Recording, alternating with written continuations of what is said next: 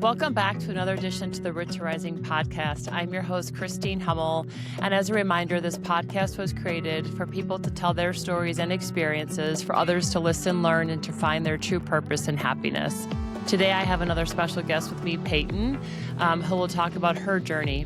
So Peyton, welcome to Root to Rising. Hi, my name is Peyton Plumlee. My DJ name is P Plum, and I am a DJ based out of the South. So I'm from Dallas, Texas, and I currently live in Oxford, Mississippi. Awesome.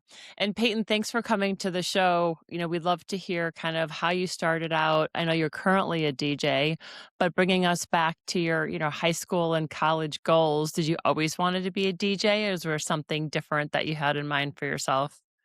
No, I've not. I've always not wanted to be a DJ. I used to in high school.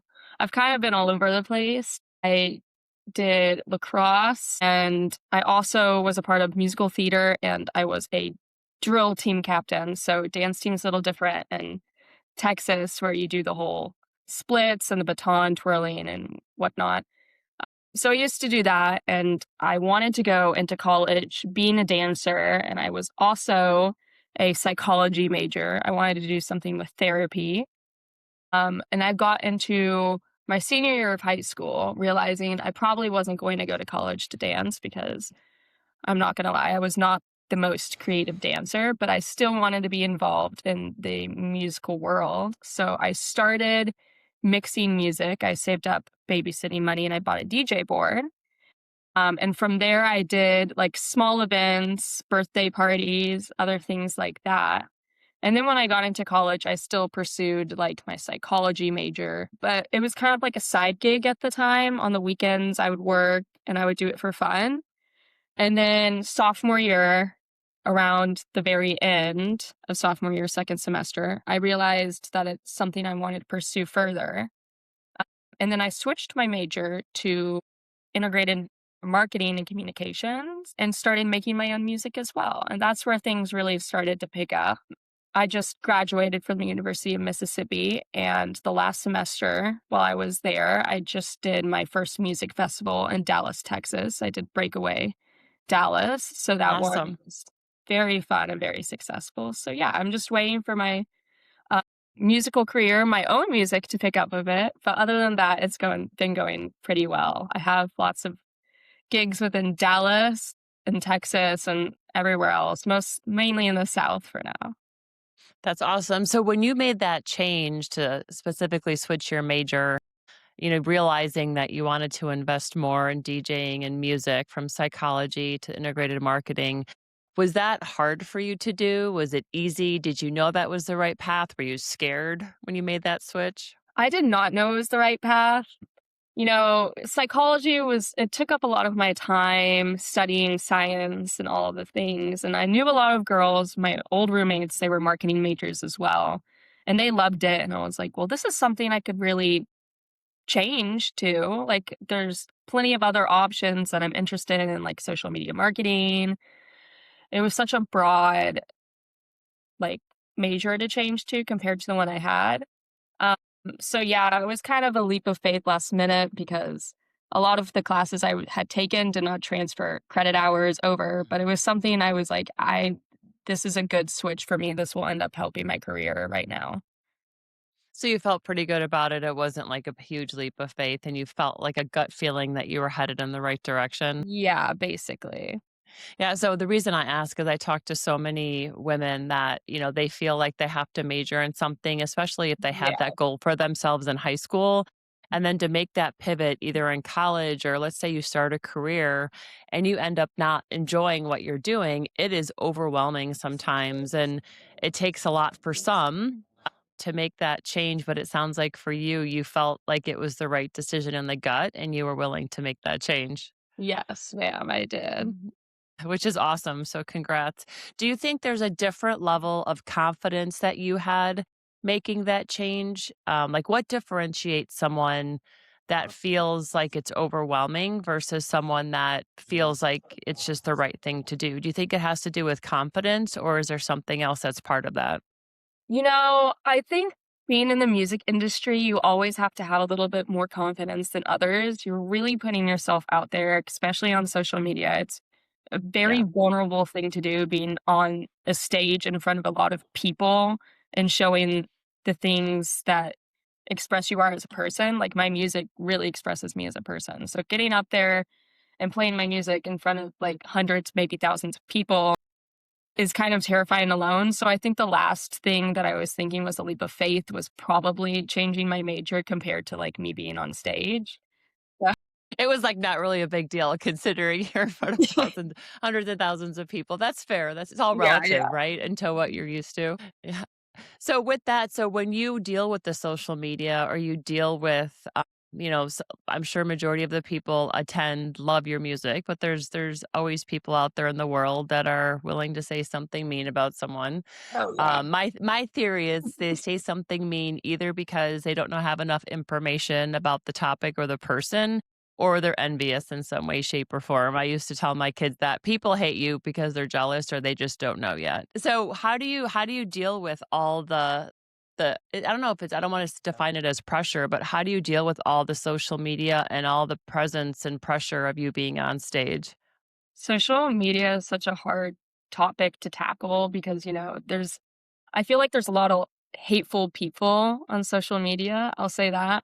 I choose to usually ignore those. The ones that usually are hateful comments end up like not being real people. So it's kind of hard to take it from Yeah. people that aren't real people. Social media, I don't know. I would say just give it a I give it my all. So if people are gonna, like, give me criticism that's not the most bright, I would say just take it and then work with it. So if someone's saying something that's like, "This is absolutely awful," I usually turn it around and I work on it, and I take it as help from random people because people like other musicians are more likely to give me advice that sounds less helpful to, like, the regular ear, if that makes sense. Mm. So, the public doesn't like the music I'm working on and is telling me, I'm gonna take that criticism and I'm gonna work on it so the public has a better opinion on it. But for the most part, usually hate comments are just, like, not real people. And even in the music industry, or you can correlate that for others listening, you can correlate that to anything in your life. When you have a hater out Really? there, you take it for what it is, and it always know the source that it's coming from. Yeah. So your love of music, did you always have it? It sounded like in some way, shape, or form, dancing, or you had music in your life. Was it Yeah. always part of yourself growing up, and did it always give you motivation? My parents put me in piano when I was really young, and I was not the most talented at piano. So I'm really shocked that I learning how to make music. I had no music theory background whatsoever. My grandma also put me in violin, so I played violin for a while. What else? Just musical theater and dance probably is what got me in. Since I was a dance captain, they highly suggested that I made the dances for the musicals. Mm, So I got into that and I really, really enjoyed that, even though I'm not the best at singing either. So I that's think awesome. I have a love for music. Well, in some way, shape, or form, you figured something out being the DJ now and being successful. So it's interesting how you can sometimes there's a path to it. Sometimes it just happens by default. And, Yeah. having what caused you to start ordering when you ordered that board for yourself? Like, did you go to concerts? Did you listen to music? Like, what made you take the step to teach yourself or to start learning it? I don't think I had ever been to a concert when I had bought it. Like, my parents. Really? Yes, I think I'd been to, like, one, and it was Jingle Ball because I wanted to see, like, Ariana Grande. My family are huge Ariana Grande fans, which is just pop music, it's not even EDM. I Yeah. just listen to it all the time since I dance practice at 6 a.m., and I would try to cheer everybody up and play really uplifting, upbeat music, and so I just listened to it constantly at 5 a.m. in the morning, and then at one point, I was like, I'm just gonna buy a DJ board. And I was 17, so I don't know where I got that idea, but I guess I ended up just saving up and buying it for fun and then ended up pursuing it. So was it hard during college, going for a major? You started in psychology and then changed. Was it hard to keep up with prioritizing the schoolwork and the DJ work and continuing to teach yourself to be a better DJ? Like, what was that like? Yeah, absolutely. So learning how to make music took up a lot of my college career. Obviously, there were points in my life where it was either you can go out with your friends or you can Yeah, stay home and you can focus on your career. So there were hard decisions I had to make, but obviously graduating college is something I wanted to do. I put in the time, I put in the effort. Changing my major did change a lot of my yeah, class credits, so I had to make up on a lot of credits over the summer, which also took up yeah. a lot of time I could have been using making music. So I think I spent a lot of my free time in the afternoons making music, and I would put my classes earlier on in the day since that was something I that was accessible at the University of Mississippi. So that's kind of what I chose to do. And then traveling on the weekends, that was a big thing with DJing because a lot of it's Friday, Saturday, Sunday, Thursday. So I kept my Friday days open and would put all of my classes into Monday, Tuesday, Wednesday, Thursday. So I could end up traveling and doing more on the weekends. That's awesome. It's almost just prioritizing what's important to you. It's almost like a life of a D1 athlete when they're in college Yeah, yeah, because they're traveling on the weekends and they don't have the social life either. And yeah. but if you're doing what you love and that's your passion, I mean, a lot of people have to prioritize it that way. And again, it's not the path that, some of the college students have, but it's the path that was right for you, which is important for people to continue to make. There's not one path for all. You have to do what Mm. gives you energy and what motivates you. Yeah, especially not in college. That's what I've learned since I've graduated college that just everything you plan is going to go half the time in the other direction that you were planning and to just go with it. Because How do you adapt to that though? You make it sound so easy, but how do you adapt to that when things don't go how you planned? I've always just chosen to have a positive mindset. If I'm gonna spend time complaining or crying about something, I might as well be being productive and have a positive mindset about it. Because yeah, college is just a huge life lesson. So if you're gonna take the time in your life to be figuring stuff out, do it in college. Figure out who you are, what you want to do, but you can also do it after college. There's really no time crunch on like how you want to figure out what you want to do with your life. Yeah, and you can even pivot, as you continue Oh, throughout yeah. your life. You can constant I use the analogy on one of my previous conversations that not to look at things linearly. Like it's not a point A to point Z. Look at it as a branch where you don't know what different pivot or curve you're going to take in the road, but be willing to do that and be willing to adapt. And it's okay. Like there's not one perfect path for you. Maybe the goal Yes. is to have different paths and different, a branch to that. Yeah. And maybe So there's what things that are calling people's names. Maybe they want to do both. That's right. And allow yourself to be able to adventure and look into the different things that they want to do.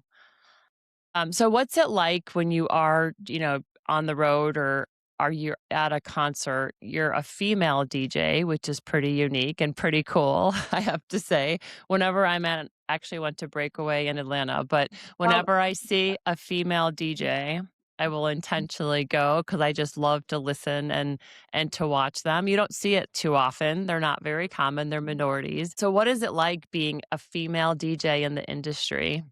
I think starting out when I did it, people really didn't believe me. I don't know Hmm. why, but house music, I think, really it's really popular currently. Yep. And it happened around my sophomore year of college when I turned around and pretty much everybody was a DJ. And I was like, "Ah." But being a female, I don't know. There was one girl that was older than me and she DJ'd. And I think it's kind of like a group almost that takes you in and puts you under their wing. And I've done the same for a few younger girls. And it's really helpful hearing back and having other girls around you. But being backstage and traveling and putting myself in situations like that, it's a little bit more dangerous for me being a female, and I think I know that I have to be traveling with other girls or with other people. So on stage, I usually just have friends or bring my Yeah. manager along, let's say, for traveling purposes. Yeah. Do you think that you are, as a female, in terms of talent and skill level, do you do you think you're seen as equal to someone else that's at your point of your career that would be a male? I would hope, but it's definitely taken a little bit more for me to get there. So I would hope that I get a little bit more recognition recognition for that eventually down the line. But I would hope that people would think I'm the same as like a male who's been handed out a few more opportunities than me within college, especially within Greek life. It's a That's little bit true. harder to be networking when I'm a female, and a lot of the guys have already been networking for a while. So it takes a lot of guts to be doing that. So when you say networking, so within the DJ industry, you have to network to kind of help your brand. Is that what you're saying, and establish yourself, or what is that like? I don't think you need it per se, but I think it's helpful to get to know everybody around you, the other DJs, the people that are hosting events, the people that are owners of the event centers, stuff like that. I think it's helpful to put yourself out there because if you're not willing to put yourself out there, people are less likely to give you a chance because that's pretty much all it takes is you saying that you believe in yourself for other people to be like, "Oh, I can also believe in her," you know? Yeah.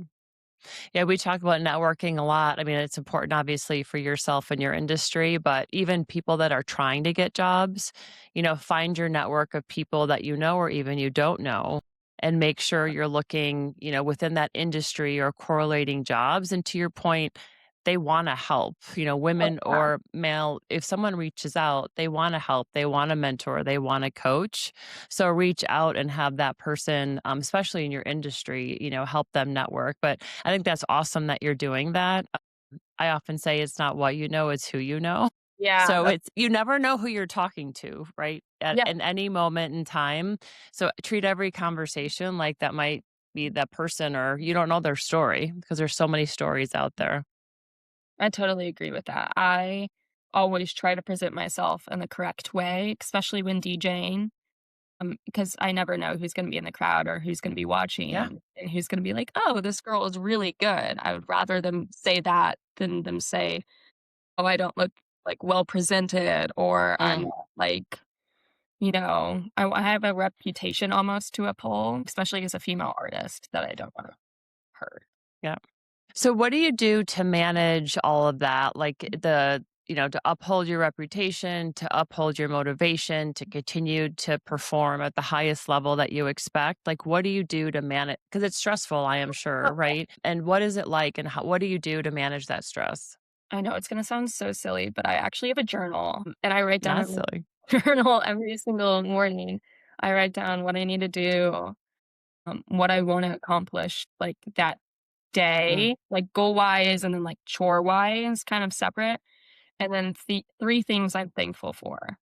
mm, So, at the end of the day, I can go through and, like, cross out all the things I have accomplished, and usually, like, at the end of the year, I have, like, a big goal, like, huge goals, like, reaches that hopefully I can be, like, crossing out. Like, this year I had do a music festival. That one I can mm. cross out. So it's good looking back at stuff like that and being like, "Oh, wow," from where I started at the beginning of the year or even the day, and to see what you accomplish usually puts a little bit of momentum with what I've got going on. Do you ever have a moment where you're like, "Oh crap, like I should be doing more, or I'm behind, or this is too much," and you just feel overwhelmed, or do you feel pretty motivated and in a good spot right now? Currently, right now, I feel pretty good, but that's just Good. because, I don't have anything else to be doing other than apartment hunting and, pursuing my career. In college, it definitely got a little Yeah. stressful. I got overwhelmed. I think it was junior and senior year mostly when I had more gigs coming in and I was traveling and I was like, well, I have a football game this weekend. And then I would be like, I'm Mm. not going to that football game. I have work. So it was stuff like that where I get stressed out, and obviously, I have a fear of missing out, so watching Yeah. my friends post, it's like, "Shoot, I missed that," but, oh well, 'cause, this is something I also enjoy doing, so I didn't Yeah. really ever feel it that much. Were your friends supportive of what you were doing? Because it was Oh, kinda different. Yeah, and that's especially awesome. my family. My parents go to, like, almost every single gig. I tell them not to go to some of them because 'cause I'm like, "You won't wanna go to this one," but Yeah, for the most part, I'm like, "You guys come," that's awesome. and yeah, they come backstage, they watch me. My sister loves watching me as well. My friends love watching me, so it's a good time whenever they come. So you have a really good support system that's helped you, get through some of the multiple things you were doing and now prioritizing it. That is super Yeah, important, whoever that is, if it's friends or family or yeah. whoever you choose to support you in kinda your crusade, that's awesome. So what are your long-term goals? Like, what would be, I'll say your 5-year goal and your 10-year goal for yourself? You know, I would say at this age, probably just making enough money to be living, Yep. especially in Dallas, Texas, is definitely the main goal, but, that takes practice and effort, so just putting it all into I'm taking less time touring, one would say, and going from place to place and putting more of my effort into making music right now, creativity creatively. That's awesome. Yeah, so I'm just at home working basically for now.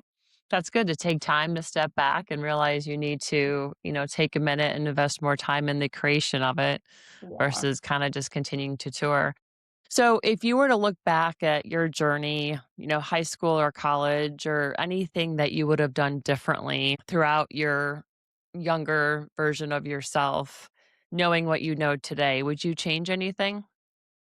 Probably not. I think all the things that happened to me in high school and college, that they changed me as a person, and they also changed my musical career because of a lot of it's, lyrics, you write stuff down, and then you pretty much express yourself as an artist. I don't think I would have had the same expression if I had things changed differently. Oh, I like the path I had and, whether if it was rocky or not, because I definitely had bumps in the road. I think it just defines me as a person. So, yeah. so, what advice would you give, someone in high school or college if they're looking to be a DJ as a female, or maybe not specific to the music industry, but just something that they have as a goal, but for them it seems pretty unachievable. What advice would you give them to either gain that confidence or take that risk to go for it? Yeah. What I tell most girls that are telling me that they wanna be a DJ, I'm like, "Please become a DJ. Just go for it." Genuinely, just you're at the age where you can do anything you can pretty much put your mind to, and I think you could do that at basically any age as a female. But I like showing off that I'm a female DJ, Hmm. and I take pride in it, so I would want other girls to probably feel the same. So if we go back to talk about like you wouldn't change anything, it's made you who you are today. And we talked about a little bit of, giving girls confidence of taking the risk. What advice would you give the younger generation, even outside of the music industry, but just general advice that they're dealing with so much, right? They have the social media, they're trying to figure out if they go to college, what they should be doing. They have all the should have past versus what they wanna do paths, I call it. So what advice would you give younger generation women today to help them give them confidence to find their true purpose? You know, being that young, I think you could probably accomplish anything you put your mind to, and I think you could do it at any age, but especially that young. If you have something that you wanna do, go for it, because if I had never bought the DJ board, I probably wouldn't have guessed that this was something that I wanted to end up pursuing. So even if it's like a hobby that you think you would enjoy, or, sometimes maybe even your friends will suggest that they think you'll be good at something, you might as well just try it because I don't know, you only live once. That's what I like to say to myself. So I might Mhm. be putting my best foot forward and doing the best I can.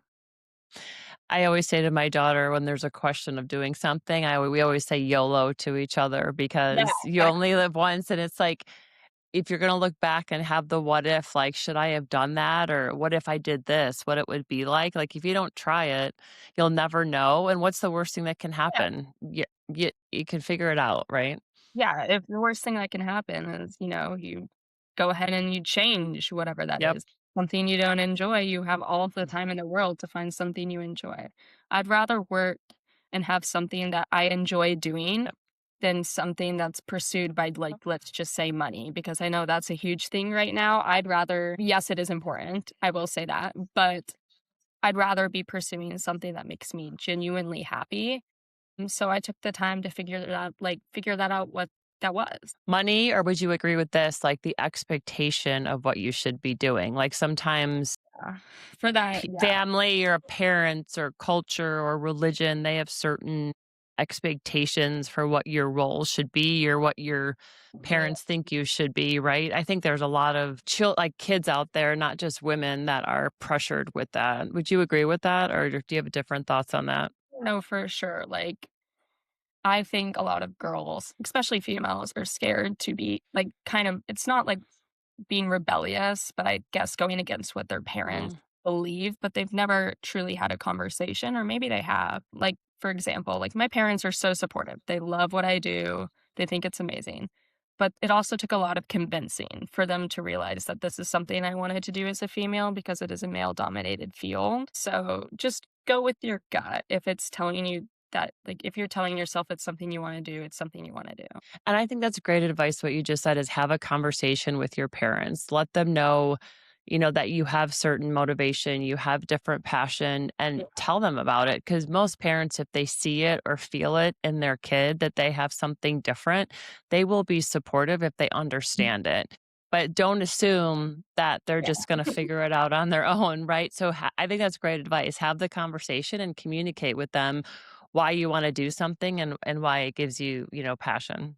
Yeah, exactly. Like, my parents come to my stuff. Like, it took them coming to my music Yeah. show to realize that this is something that I'm talented at and something that I wanna do. And I'm sure they see how good you are and how happy you are when you're doing it. And that's like every parent wants that for their kids. So that's awesome that they're so supportive. And they love it. So to round it out, I'm just going to ask you a couple of quick questions about DJing just to share Sure. with the audience. So what is the best part of DJing that you love? I just love I love 2 things. I love the people. Okay, the people are all so creative in the music industry, especially, and they all have like different working minds. So I love talking to people and seeing how like they like to express their own musical creativity, if that makes sense. And then I also really love myself, like expressing myself as an artist. I enjoy seeing people's joy whenever I'm playing my own music and noticing that it's something that people also like. So it makes me happy just spreading the love of music, basically. That's awesome. And what's the worst thing about DJing that you dislike? I really don't think there's a dislike for me. I would say the only thing that I get scared about is probably just me traveling alone as a Okay. female. Sometimes I get a little worried. Yeah, that's like the only part that I'm like, ooh, I wish, I was definitely a male in those times because I could probably be feeling a little bit more comfortable walking into a hotel, like, alone. Yep. So I travel, this is different outside the music industry, but I've traveled my whole career as a corporate professional. And just some simple rules is I never stay on the first floor of a hotel or a ground floor That's because good. you just wanna make sure no one can, like, walk into your window or patio, and then I'll always be, like, a door and it's just so weird, this is I'll keep this in, but also the first thing I do when I walk into the hotel room, I'll leave the door open, but I'll check the bathtub curtain, I'll check the closet, I'll check behind the curtain windows and make Oh, that sure I always do that. no one's there, so if there is, I have, like, a quick escape. Yeah, I like, know it's crazy, but even no. if it means nothing, it gives me, like, comfort and Yeah, confidence in that hotel, and I will never have adjoining rooms either. mm-mm. So, like, there's just different things. Now, they're quirky and they're different, but I do it because it makes me feel more secure, right? And yeah, and I wish we could travel, like, I used to travel with pepper spray before you couldn't bring any of that, like, on the airplane. But that's handy to have with you. I always have that in my car. But just like little things, but I agree with you. Like traveling as a female, it's like you always are looking over your shoulder, you're making sure no one's following you. And it's just things that we have to continually, do to protect ourselves. Especially like at nightclubs a lot of the time Yeah. I perform. And, I get done at like, let's say 2 or 3 a.m. in the morning, sometimes 5 a.m. There's not Yeah. the best intentions at that time, not in the music world, Right. really just like away from You're it, right. you know, That's different. That's very hard. out for it. Well, maybe one day, like, when you can afford it, you'll have to get your own bodyguard to protect you to Oh, bring you back. exactly. So, Peyton, I just wanna end our conversation and thank you so much for all your advice that you've given, and I'm hoping to continue to watch, a successful career that you'll have in the music industry. So again, any last minute words of advice that you'd give to anyone in the music industry in general or females that are listening? I'm gonna circle back to what you said earlier and just say YOLO. I usually spell it out, but, but YOLO might as well. You might as well do whatever you know what you wanna do. Like, if you don't, you have time. If you do, Yep, go for it because you might as well. Especially as a female, like, I love proving people wrong. You might as well prove people wrong and do what you love. that's awesome. Well, Peyton, thanks again for being on Root to Rising. As a reminder, this is Root to Rising, a platform that was created to hear people's stories and experiences for those to listen, learn, and grow. So, Peyton, thanks again for being on Root to Rising.